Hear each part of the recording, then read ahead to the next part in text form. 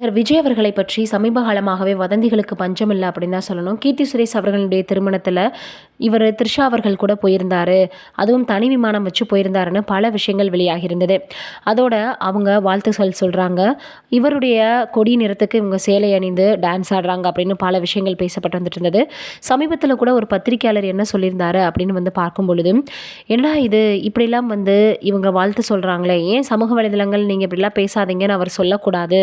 அப்ப அவர் அத விரும்புறாரா? ரொம்பவே அவர் ரசிக்கிறாரா?" அப்படின்னு கூட கேட்டிருந்தாங்க. இதுக்கெல்லாம் முற்றுப்புள்ளி வைக்கணும்னா, சங்கீதா அவர்கள் வாயை திறந்து என்னுடைய கணவர் அந்த மாரிலாம் கிடையாது.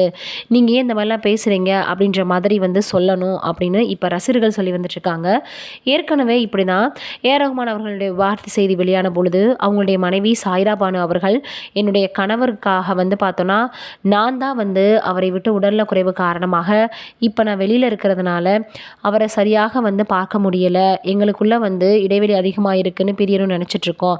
அதனால நீங்க தேவையில்லாத வதந்திகள பரப்பக்கூடாது அப்படின்னா. அதேபோல ஏ.ஆர். ரகுமான் அவர்களும் யாராவது தவறான செய்திய பரப்புனா நிச்சயமாக சட்டப்படி ஆக்ஷன் எடுக்கப்படும் அப்படின்னு சொல்லியிருந்தாரு.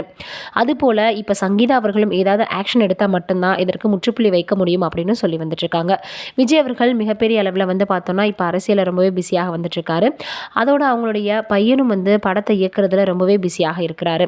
இந்த சூழ்நிலையில அடிக்கடி வந்து த்ரிஷா அவர்களை பற்றியும், விஜய் அவர்களை பற்றியும் தேவையில்லாத கருத்துகள், அதுவும் கிசுகிசுகள் அதிகமாக வருது.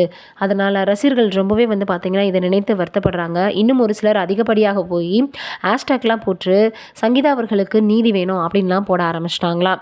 என்னடா இது இப்படி ஒரு கொடுமையா போச்சே அப்படின்னு எல்லோரும் சொல்லி வந்துட்டு இருக்காங்க. பொதுவாகவே அரசியல்ல இருக்கக்கூடிய பிரபலங்கள் எல்லோருமே தங்களுடைய குடும்பத்த அவ்வளவாக வந்து காட்டிக்க மாட்டாங்க. ஏற்கனவே பிரபலமாக இருக்கக்கூடிய ஒருத்தர் எப்படி தன்னுடைய குடும்பத்த வந்து வெளியில காட்டுவாரு அப்படின்னு தான் எல்லோரும் கேட்டு வராங்க. அதோட மாநாட்டுல கூட குடும்பத்தை சார்ந்த யாருமே வரலையே அப்படின்னு கேட்குறாங்க. ஒரு சிலர் குடும்பம் தனி, தான் பார்க்கக்கூடிய அரசியல் இல்ல தொழில் தனி அப்படின்னு தான் வச்சுப்பாங்க. அப்படிதான் விஜய் அவர்களும் ஃபாலோ பண்ணி வந்துட்டுருக்காரு.